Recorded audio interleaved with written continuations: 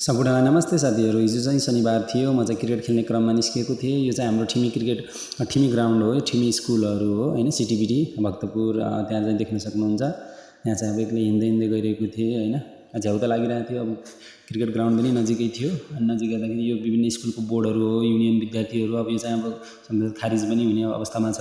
त्यहाँबाट हिँड्दै प्रकृतिलाई मजा लिँदै हल्का हल्का पानी पनि परिरहेको थियो, तर त्यसरी त्यहाँ घाम पनि लागेको थियो हल्का हल्का होइन। एकदम प्राकृतिक दृश्यहरू, खेतीपातीहरू हेर्दै एकदम यो इन्भाइरोमेन्ट हेर्नु साथीहरू कति रमाइलो छ। प्रकृतिहरूलाई एकदम इन्जोय गर्न सक्नुपर्छ होइन। एकदम प्रकृतिमा पनि रमाएँ। फेरि एक्लै हुन्छु, म एक्लै रमाउँदै हिँड्दै गर्छु र क्रिकेट खेल्नको लागि एकदम उत्साहित तरिकाले अगाडि बढिरहेको थिएँ। हेर्नु प्रकृतिहरू कति राम्रो छ, इन्भाइरोमेन्टहरू त्यहाँ चाहिँ होइन। एकदम मनैदेखि हर्षित हुँदै हेर्नु तरकारी बारीहरू, खेतीबारीहरू कस्तो राम्रो लगाउनु भएको छ खेती किसानीहरूले होइन। एकदम गर्व लाग्छ नेपाल कृषि प्रधान देश भनेर सबैलाई हेरिरहेको थिएँ। इन्भाइरोमेन्ट कति राम्रो थियो, स्वच्छ हावा, यो इन्भाइरोमेन्ट के अरे प्रकृतिले वेलकम गरेको जस्तो फिल भइरहेको थियो आफूलाई। र म ग्राउन्डको नजिक पनि पुगिसकेको थिएँ होइन। एकदम रमाउँदै शनिबारको दिन पनि थियो। इन्भाइरोमेन्ट पनि कति राम्रो थियो, चिसो कुल थियो होइन। यो चाहिँ अब मेन ठिमी भक्तपुरको यो हाइवे ग्राउन्ड हो। यो हाइवे ग्राउन्ड क्रस गरिसकेपछि तल चाहिँ हाम्रो ग्राउन्ड थियो।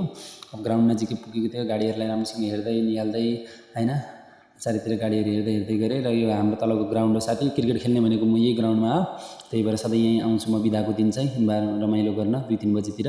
अनि बेलुकासम्म क्रिकेट खेलेर यहाँ आराम